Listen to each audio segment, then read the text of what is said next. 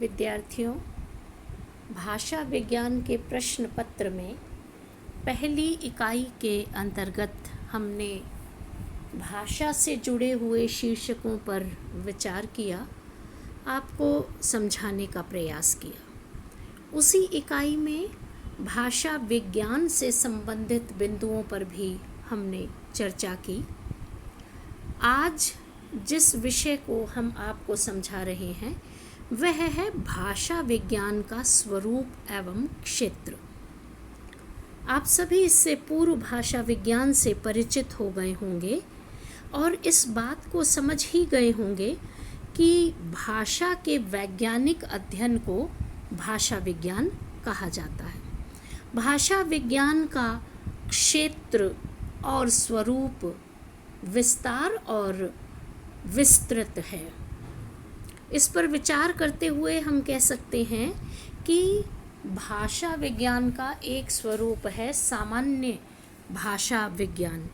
सामान्य भाषा विज्ञान से तात्पर्य यह है कि वह भाषा विज्ञान का स्वरूप जिसमें भाषा विषयक सामान्य बातों को ही सीमित रखा जाता है, उसे सामान्य भाषा विज्ञान कहा जाता है। उदाहरण के तौर पर भाषाओं का जन्म कैसे हुआ होगा, प्रारंभिक भाषा का स्वरूप कैसा होगा, भाषा में विकास या परिवर्तन कैसे होता होगा, इन सभी बातों पर सामान्य भाषा विज्ञान में विचार किया जाता है। भाषा विज्ञान का दूसरा क्षेत्र है वर्णनात्मक भाषा विज्ञान। वर्णनात्मक भाषा विज्ञान के लिए हम कह सकते हैं कि भाषा विज्ञान में सामान्य की जगह हम विशिष्ट भाषा का वर्णन करते हैं। इस वर्णनात्मक भाषा विज्ञान में भाषा का वह शुद्ध रूप है जो हमें बोलना लिखना सिखाता है। इसमें हम व्याकरणिक रूप से जो प्रयोग करते हैं वे सब इस क्षेत्र के अंतर्गत आते हैं और इस भाषा विज्ञान में जो कुछ व्याकरण की दृष्टि से प्रयोग किया जाता है, चाहे वह शुद्ध है चाहे वह अशुद्ध है, वह निर्धारणात्मक भाषा विज्ञान के अंतर्गत आता है जो व्याकरण से मूलतः जुड़ा हुआ है। तीसरा बिंदु है एककालिक भाषा विज्ञान तथा बहुकालिक भाषा विज्ञान। आधुनिक भाषा विज्ञान के अनुसार भाषा विज्ञान में इतिहास पर, भाषा विज्ञान के ऐतिहासिक तथ्यों पर चर्चा की जाती है और यह कहा जाता है कि एककालिक से तात्पर्य उस भाषा विज्ञान से है जिसमें किसी भाषा का एक काल बिंदु पर अध्ययन करते हैं। ऐसे ही कई कालों की सुश्रृंखलित अध्ययन को बहुकालिक कहा जाता है।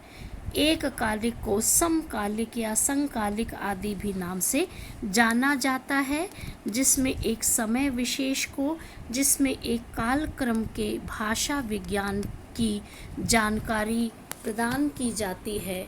उस दृष्टि से यह भी भाषा विज्ञान का एक महत्वपूर्ण क्षेत्र हो जाता है।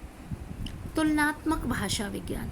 तुलनात्मक भाषा विज्ञान का प्रयोग मूलतः प्रारंभिक सदी में शुरू हुआ, जिसमें दो या दो से अधिक भाषाओं की तुलना करके ध्वनि, शब्द तथा व्याकरण की समानताओं का पता लगाया जाता था तथा उनके आधार पर दो या दो से अधिक भाषाओं के स्रोत से विकसित होने का निर्णय भी किया जाता था।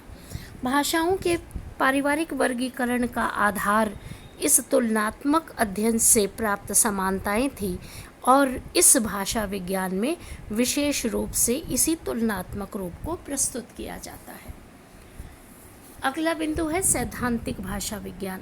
सैद्धांतिक भाषा विज्ञान में भाषा विषयक विभिन्न सिद्धांतों को, जैसे भाषा की संरचना, भाषा के प्रयोग इत्यादि का निर्धारण होता है।